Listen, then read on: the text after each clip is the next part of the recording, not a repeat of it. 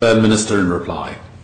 Thank you, Mr. Acting Speaker. I thank the honourable members for their contribution to this debate, particularly the member for Holsworthy, the member for Wagga Wagga, the Minister for Women and the member for Mulgoa. From the opposition, the member for Fairfield and the member for Heffron. Mr. Acting Speaker, before concluding, I wish to address some of the particular matters that have been raised in the debate by the member for Fairfield. Mr. Acting Speaker, with the risk of sounding pompous, I certainly need to clarify to the member for Fairfield that the royal prerogative of mercy is exercised by His Excellency the Governor of New South Wales, not, as he suggested, the Governor of a jail. This is something that is well established, as the member for Heffron is well aware, and I don't think that any governor of any jail would expect to be able to exercise royal prerogative. The member for Fairfield also referred to the therapeutic programs audit conducted by the Auditor General and the apparent lack of access to therapeutic programs. This is not correct. The statistics relied on by the member for Fairfield and sourced from the Auditor General's report on therapeutic programs does not give significant consideration to the range of other supports provided to inmates, including education, employment, reintegration, psychology services, family and community engagement, finance and debt management, and addiction services. It fails to acknowledge that the Equips suite of programs was introduced only in 2015, and there has been insufficient time for that to be evaluated. Mr. Acting Speaker, it should also be recognised that the release of this audit of therapeutic programs coincides with the biggest expansion of therapeutic program delivery for offenders in this state's history. The audit, which the member for Fairfield relies on, implies that a large percentage of inmates are refused parole and held in custody past their earliest possible release date because they have not completed the programs. This is also not accurate.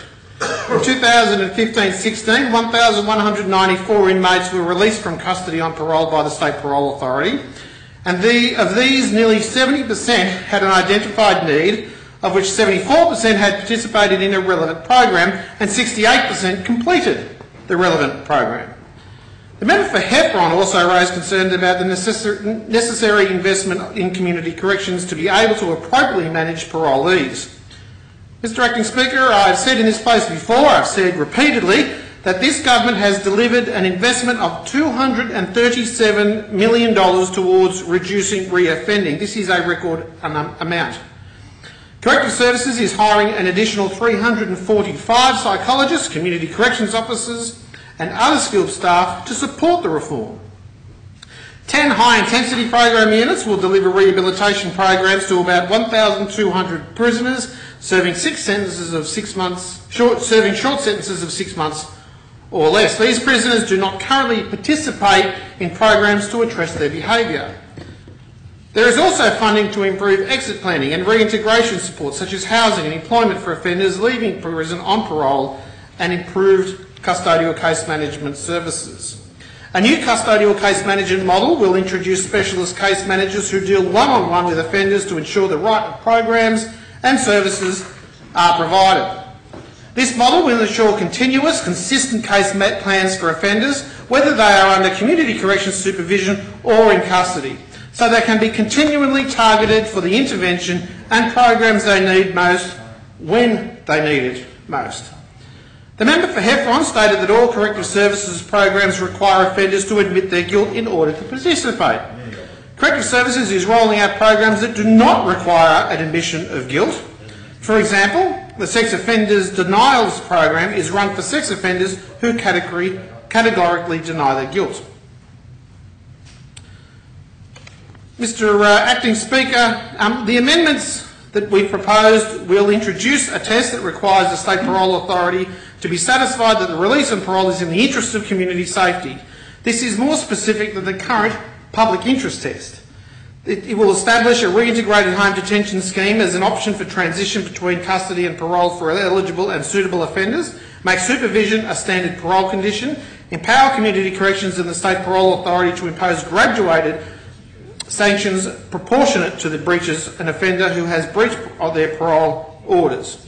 It will introduce a separate legislative framework for juvenile parole with separate age-appropriate provision to govern the juvenile parole system. Mr Acting Speaker, the Attorney-General in his second speech gave his thanks to a significant number of stakeholders from government, departments, statutory authorities, judiciary, advocacy and victim supports groups. I would like to provide my own sincere thanks to all of them. Without the contribution and support from all these stakeholders, the criminal justice reform package would not be possible. And in putting together this parole reform bill, there are a few special mentions I wish to make. Within the Department of Justice, I would like to thank the dedicated staff in juvenile justice, the communications and media team, corrective services, especially Assistant Commissioners Luke Grant and Rosemary Karuna, and the team in community corrections who will be on the pointy end of this reform. I would also like to thank the Justice Strategy and Policy Group, and in particular the hard-working Simon Tutton and Alexandra Young. My thanks also go to the Attorney-General for his reform for their work on putting the criminal justice reforms package together. And more importantly, thanks to my own staff, especially Catherine Danks, Lee Vandenbrooker, Tanya Raful, Mitchell Clout, and of course the former Senior Policy Advisor, now Oxford Scholar, Sophie Rose. I commend the bill to the House.